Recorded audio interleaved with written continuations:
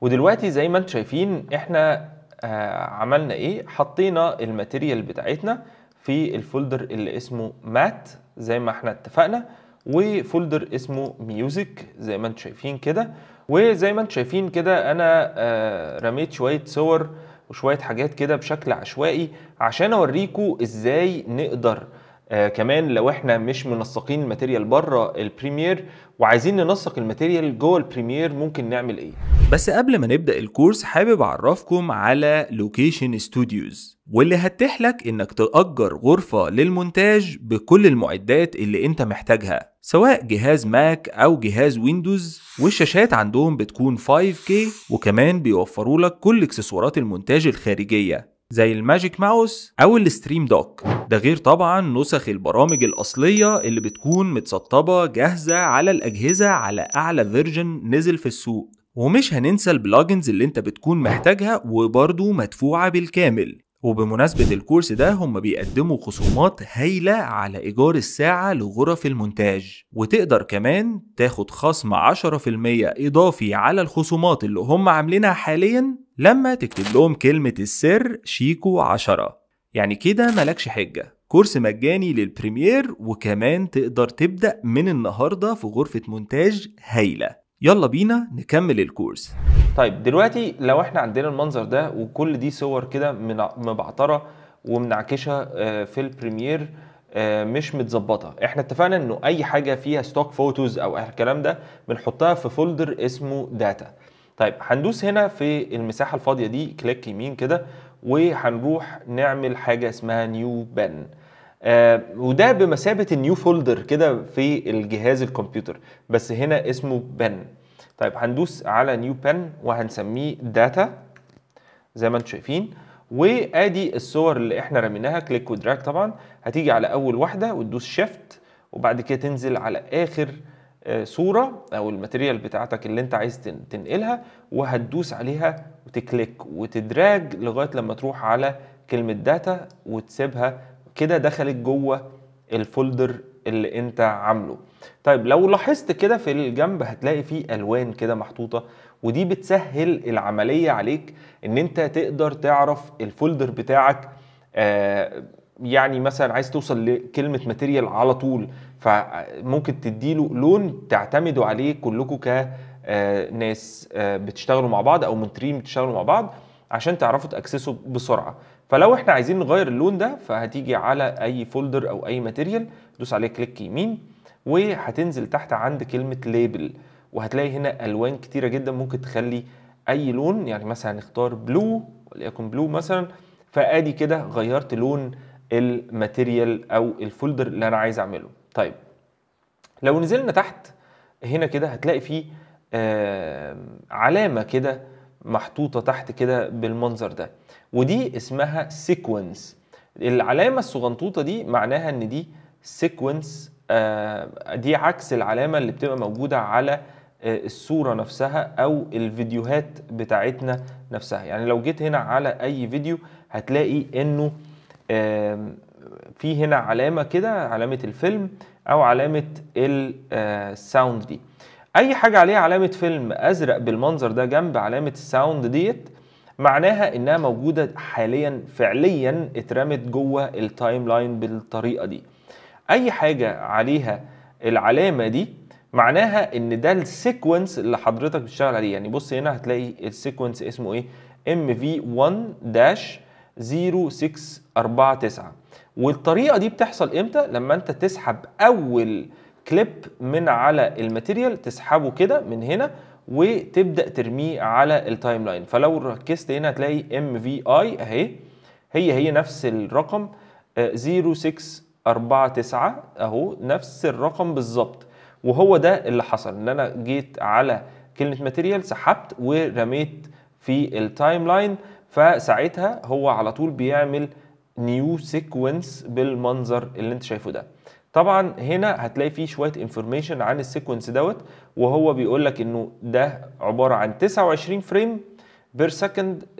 ده 29 فريم الماتيريال نفسها اللي شغاله بيها، ويبقى كل حاجه هتطلع المفروض تصدرها بال 29 فريم او ال 30 فريم عامه بتوعك. طيب لو انا عايز اغير اسم السيكونس ده او عايز اعمل نيو سيكونس، يعني ايه سيكونس اصلا يا شريف؟ زي ما نقول مثلا انه في شقه، والشقه دي عايز اعمل فيها غرف داخليه جواها او اجزأها لغرف داخليه، وكل غرفه هتحتوي على شويه اثاث او شويه متعلقات شخصيه ل او خاصه لكل غرفه على حده. هي فعلا بنفس الطريقه البروجكت العام بتاعك هو عباره عن الشقه، وجواه هيبقى الغرف وهي السيكونس بتاعك. طب لو انا عايز اعمل نيو سيكونس مختلف، فهاجي هنا في الحته الفاضيه دي هدوس كليك يمين وهاجي على نيو ايتمز، وبعد كده هدوس على كلمه سيكونس. هيفتح لك الطريقه اللي احنا شايفينها دي. احنا اتفقنا انه انا عندي كل كاميرا حسب الكاميرا اللي انا بستخدمها او الماتيريال اللي جايه لك. هتلاقي هنا عندك مثلا لو في انت بتصور بكاميرا اري او سوني او كانون او ريد مثلا او حتى سوني بقى اليكسا، الكلام ده كله كل كاميرا بتطلع فوتج ليها انفورميشن معينه. وليكن مثلا انا عندي دلوقتي الفوتج بتاعتي واحنا قلنا انها 30 فريم في الثانيه، فانا هختار مثلا ال HDV. لو انت مش عارف نوع الكاميرا ايه، وعاده ما بنبقاش عارفين نوع الكاميرا للماتيريال اللي جايه لنا، ولكن انت ممكن تختار HDV. واحنا قلنا ايه؟ هنختارها 1080 كويس، يعني فول HD و30 فريم في الثانيه. لو دوست عليها كده هيطلع لك هنا مور انفورميشن، يعني هيقول لك بقى شويه انفورميشن ان ديتيل مش عايزك تشغل بالك بيها قوي، ولكن مهم انك تبقى عارف ان بقيه الانفورميشن بتطلع في المكان ده. طب افرض انا عايز انشئ سيكونس فروم سكراتش، ممكن تعمل ده عن طريق انك تخش في السيتنج وتعمل كاستم سيتنج معينه خاصه بيك، وممكن تسمي السيكونس ده اي حاجه. ممكن تنزل تحت هنا تغير اسم السيكونس، يكون نسميه تيست مثلا كويس، وانا اخترت 1080 30 فريم. بص كده انا اول ما هدوس اوكي، بص كده نزل ايه؟ نفس العلامه اهي، بس اسمه ايه؟ اسمه تيست كويس. طب انا عايز اغير اسم السيكونس التاني ده، هقف عليه كده وادوس كليك تاني عليه، يعني اسيب جاب ما بين اول كليك والتانيه، وهبدا اسميه برومو. بص على شكل الكلمه اللي هنا هيتغير ازاي. اول ما ادوس كده بص اتغير وبقى اسمه برومو، وفتح لي كده تو تابس هنا، سيكونس رقم 1 سيكونس رقم 2 وجنبهم علامه غلط. طب انا لو جيت على كلمه تيست دي ودوست عليها اكس هنا، هل انا كده قفلت البروجكت؟ لا، انا ما قفلتش البروجكت، انا قفلت الاوضه اللي اسمها تيست دي بس. طيب لو انا جيت على كلمه تيست دي دوست عليها دبل كليك وسحبت ماتيريال تانية من هنا، مثلا يكون انا سحبت الماتيريال دي وحطيتها هنا، بص كده ايه اللي حصل؟ اللي حصل انه بيقول لي انه السيتنج بتاعه الماتيريال اللي انت سحبتها ورميتها حالا مش بتكوب او مش بتماتش او مش بتطبع على نفس البروجكت او السيكونس اللي انت فاتحه. فهل انت عايز تفضل على نفس الاعدادات اللي انت فاتحها في السيكونس ده متاكد منها يعني، ولا يقدر هو يماتش مع نفسه ويظبط السيتنج بتاعه حسب الماتيريال اللي انت سحبتها؟ فلو انت مش عارف السيتنج او انت مش فاهم السيتنج قوي، فانصحك انك تدوس له تقول له تشينج سيكونس سيتنج.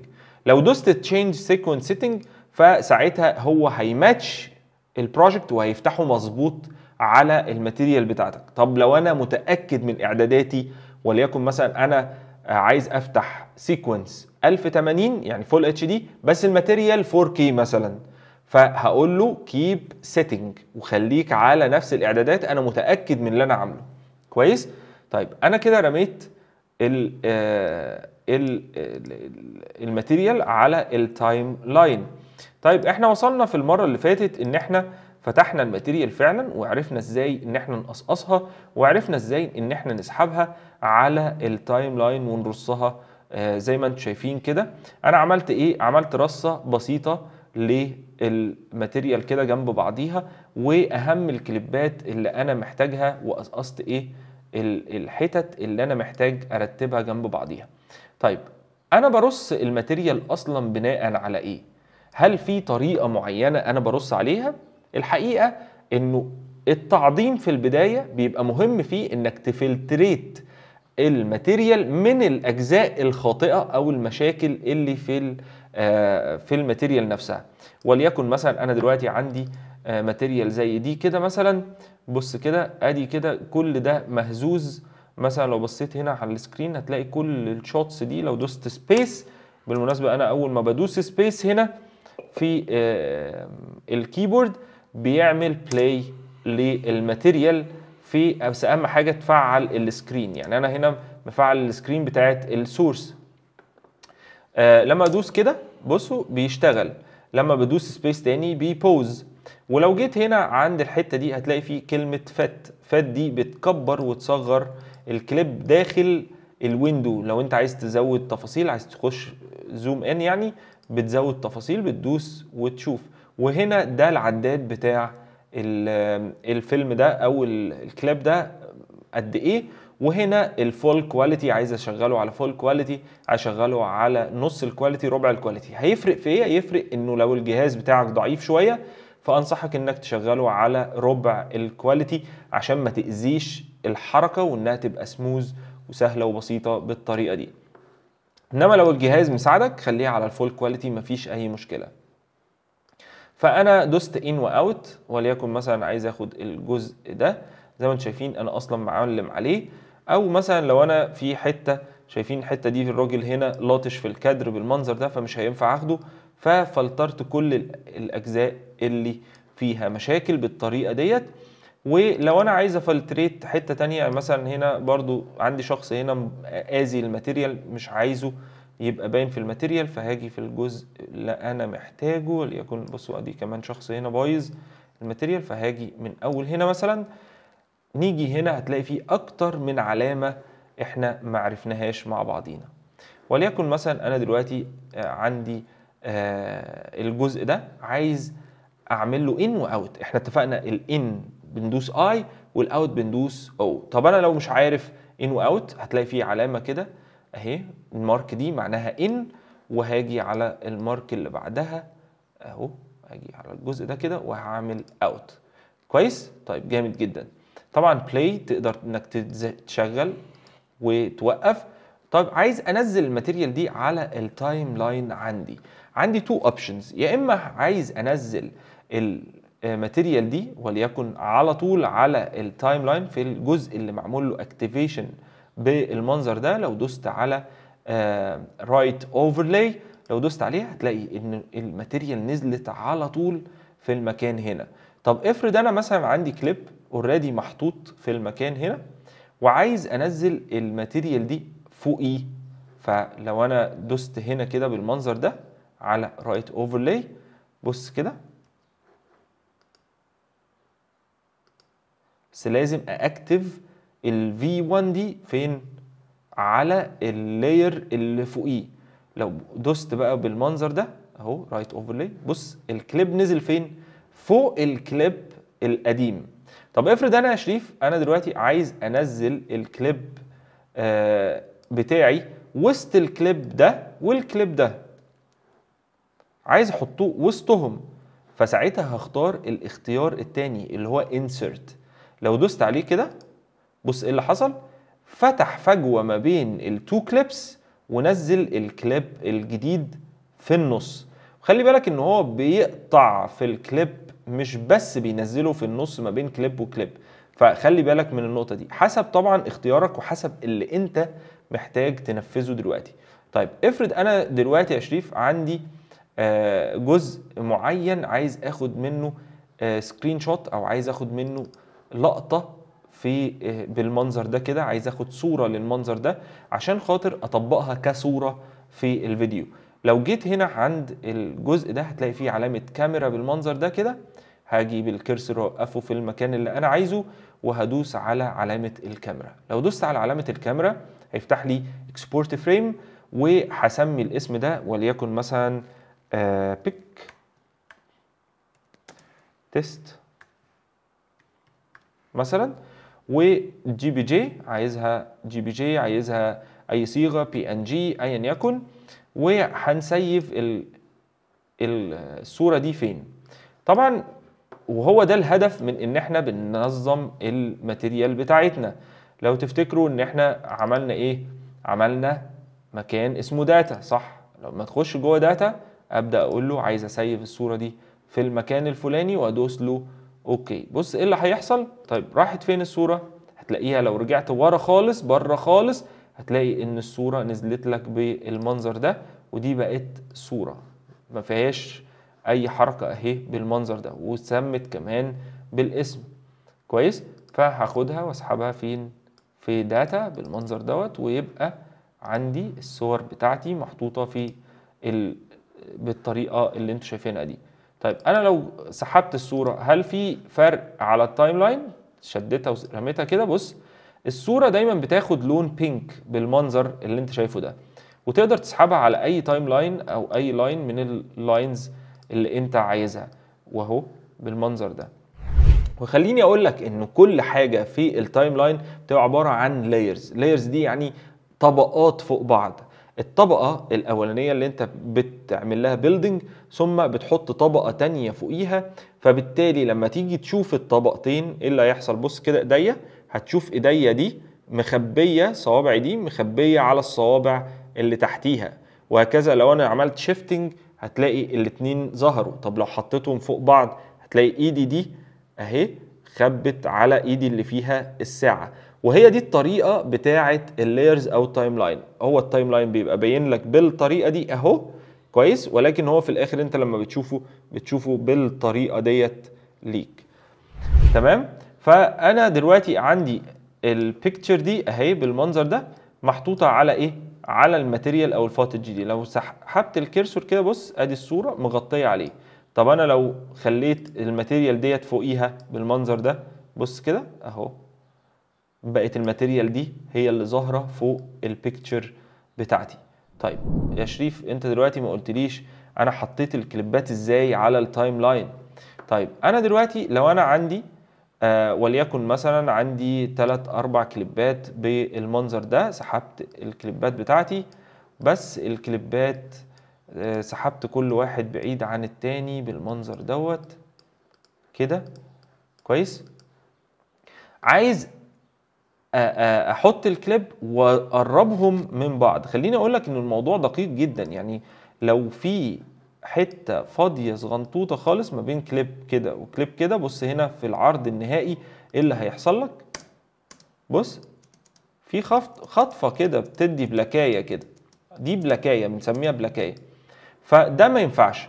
فمهم جدا انك تتاكد انه لما تحط كليب جنب كليب ما يبقاش فيه فراغ بالمنظر ده، وتفعل الايكون دي اسمها سناب ان تايم لاين. لو عملت عدم تفعيل للسناب فساعتها التايم لاين على التايم لاين لما تيجي تسحب اي كليب وتقربه مش هيثبتوا او مش هيشبطوا في بعض بشكل منسق زي ما انت عايز. هي السناب دي عامله زي الماجنت، عامله زي المغناطيس بالظبط. لما بتحط على التايم لاين تراك وتيجي تقرب التراك تاني جنبه بيقوموا قافشين في بعض كده، فتتاكد انه مفيش اي فراغات في الموضوع. طيب لو ما فعلتش، لو فعلتها خلاص بص هو بيمسك على طول، بيديتكت على طول انه في كليب تاني جنبه. ده بالنسبه لانه في كليب عايز يقرب من كليب بس الاتنين مش على لاين واحد. طب لو انا عندي 2 كليبس بس على نفس اللاين بس الاتنين بعاد عن بعض، عايز اقربهم من بعض، في عندك طريقتين. يا اما تسحب وتقرب زي ما نفس الطريقه بتاعت التاني، وفي الطريقه الاسرع وهي انك تيجي تقف في الفراغ ده، دوس كليك دبل كليك كده هتلاقيه عمل لك كولر بالمنظر ده، وتدوس ديليت. بص كده اتسحبوا وقفلوا على بعض ولضموا في بعض بمنتهى الاريحيه. طب افرض يا شريف انا دلوقتي حطيت الكليب بتاعي دوت، وبعد ما حطيت الكليب اكتشفت ان في جزئيه مثلا الضغطه دي مثلا هنا ما كنتش عايزها الجزء ده، اعمل ايه؟ يبقى تروح على طول هنقطع الماتيريال بتاعتنا بس على التايم لاين المره دي، مش من السورس في الصورة اللي احنا عملناها على ايدك الشمال، السورس ديسبلاي، فاكرينها؟ طيب انا دلوقتي هقطع على التايم لاين، وليكن مثلا عايز اقطع الجزء ده، وبعد ما اقطع الجزء ده من هنا لهنا عايز الحمهم في بعض. فهعمل ايه؟ هاجي على الموس اللي هقطع بيه، بص كده، ده المكان او البار اللي موجود فيه كل التولز اللي انت ممكن تكون محتاجها عشان خاطر تأدت بيها. احنا اول واحده دي اللي هي الموف تول، اللي هي اختصارها حرف في، وطول ما الكيرسور شكله شكل السهم كده يبقى على الموف تول. طب هروح على الموس اللي هو الاختصار بتاعه حرف السي، وده بنسميه سبليتنج او قطع، سبليتنج. تمام، هدوس حرف سي.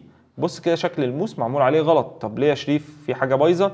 لا، هو طول ما هو مش على الكليب هيفضل عامل لك غلط، انه مش هتقدر تستخدمه في المنطقه دي. طيب انا دلوقتي عايز اقطع من هنا لهنا، هاجي على الجزء ده هدوس بي كده، وهسحب الكيرسور التاني كده اهو لغايه هنا واقطع عليه. طب هل ممكن اقطع بيه على طول دايركت من غير ما احرك الكيرسور؟ ممكن اقطع عليه عادي جدا من غير ما احرك الكيرسور. طب انا ليه بحرك الكيرسور؟ عشان اضمن انه القطع بتاعي حتى لو انا في حته يعني مش على الكيرسور بالظبط، جنبه مرحل حته صغيره، هضمن انه هيقطع لي على المكان بتاع الكيرسور. كويس؟ طيب هل في شورت كات؟ تعالى لي في الشورت كات يا معلم. انا بحب الشورت كاتس، والمونتير الصايع هو اللي يشتغل بالشورت كاتس عشان ما يضيعش وقت. فانا دلوقتي عايز اسبلت الموضوع، هدوس كوماند كي، وفي الويندوز هدوس كنترول كي. فلو دوست كوماند كي كده او كنترول كي، بص قطع على المكان بالطريقه دي. بس اهم حاجه وانت بتدوس كنترول كي لازم تتاكد انه اللاينز او التايم لاين نفسه في المكان ده متاكتف بالمنظر اللي انتوا شايفينه ده. كويس؟ عشان يقدر يمسك الكليب. طب لو انا مثلا الكليب محطوط في اي لاين من اللاينز اللي مش متاكتفه، بص ايه اللي هيحصل. انا دلوقتي واقف هنا في المكان ده عايز اقطع، هدوس كوماند كي او كنترول كي، بص كده عمل ايه؟ بص قطع اللي تحت وساب اللي فوق، قطع اللي تحت وساب اللي فوق. طب امتى يقطع الاتنين مع بعض يا شريف حتى لو انا مش مأكتف؟ لو جيت هنا في حته فراغ كده وعملت سيلكت كده على التو تايم لاينز دول ودوس كوماند كي، بص مسك الاتنين وقطعهم. انا كده اجبرته ان انا او حددته، قلت له الاتنين دول انا عايز اقص فيهم. كويس؟ فلو انت في مثلا تايم لاين معين ودايما بترص الماتيريال بتاعتك، انصحك انك دايما حط اللايرز فوق بعضيها، والتراك اللي انت بتشتغل عليه او التراكين اللي انت بتشتغل عليهم دايما اكتفهم، واقفل بقيه التراكات وقصقص عشان لما تيجي تشتغل باريحيه وبسرعه جدا على التراك، زي ما انا عامل مثلا في الطريقه دي كده. كويس؟ فانا دلوقتي قصيت. طب افرض انا دلوقتي عايز اقص من هنا لهنا والحم على طول، فهعمل ايه؟ هاجي كده وادوس كنترول كي، بص قص الاثنين ليه؟ عشان ما اكتف الاثنين، وهروح على الجزئيه اللي بعديها. وممكن اعمل طريقتين، يا اما هاجي على الجزئيه اللي بعديها هنا وادوس كنترول كي او كوماند كي تاني. كويس؟ انا هنا بص قص اللي فوق لان انا كنت ماكتف اللي فوق بس، يعني لو عملت سيلكت كده بص هو ايه؟ قص اللي فوق. فانا لو انا هشتغل كده، لو انا مش ماكتف اي حاجه ادوس كوماند كي، بص لو انا مش ماكتف اي حاجه، لو مش دايس على الكليب نفسه هيقص الاثنين مع بعض. فممكن اقص الحته دي والحته دي واجي اعمل سيلكت كده، وبعد كده بدوس اوبشن ديليت. بصوا كده لما دوست اوبشن ديليت ايه اللي حصل؟ طير الجزء اللي انا مش عايزه وقام لاحم الاثنين في بعضيهم من غير ما انا ارجع اتدخل واسحب كل اللي على التايم لاين مره واحده.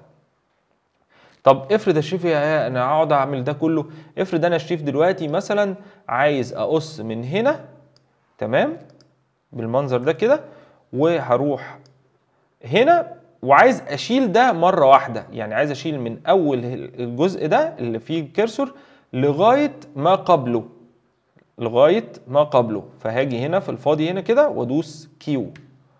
بص ايه اللي حصل، عمل ايه، عمل سبلت زائد انه عمل ديليت وعمل ميرج للكليبس جنب بعضها. كويس. طب افرض يا شريف انا دلوقتي عايز اقص الجزء ده من هنا واشيل ما بعد القصه، هدوس دبليو مره واحده. بص كده عمل ايه، عمل قص او سبلت وبعد كده عمل ميرج لما بعد الكليب ده. دي شورت كاتس سريعه تخليك سريع جدا في المونتاج. كويس. طيب لو انا دلوقتي عندي اكتر من كليب بالمنظر ده كده وعايز الحمهم كلهم مره واحده، يعني عندي كليبات كده 3 4 5 اهو، ادي الكليبات اهي، وعايز الحمهم كلهم مره واحده. لو طلعت على كلمه سيكونس فوق هنا، بطلع على كلمه سيكونس من فوق هنا كده، وبنزل على كلمه كلوز جاب. بص كده ايه اللي هيحصل، عمل ايه، دخل كل او عمل ميرج لكل الكليبات اللي انا بتكلم فيها او اللي انا حاططهم ورصصهم جنب بعض وكان في بينهم فجوات، وقام لحمهم كلهم جنب بعض مره واحده بوان كليك. اتفقنا ان احنا بنعمل زوم ان وزوم اوت بالمنظر ده عشان تكبر وتصغر ايه التايم لاين.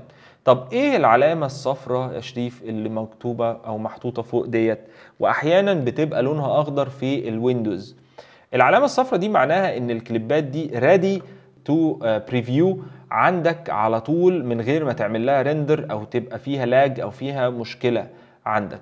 بص كده في هنا جزء معمول لونه احمر بالمنظر ده، وده معناه انه المنطقه دي ما تعملهاش ريندر بشكل كويس، فبالتالي هتهنج معاك في البريفيو بتاعك قدامك على الشاشه ريل تايم في نفس الوقت. طب هل انا في طريقه ان انا ممكن اخف الماتيريال بحيث انه تتعرض عندي على السكرين او تبقى ريل تايم بريفيو؟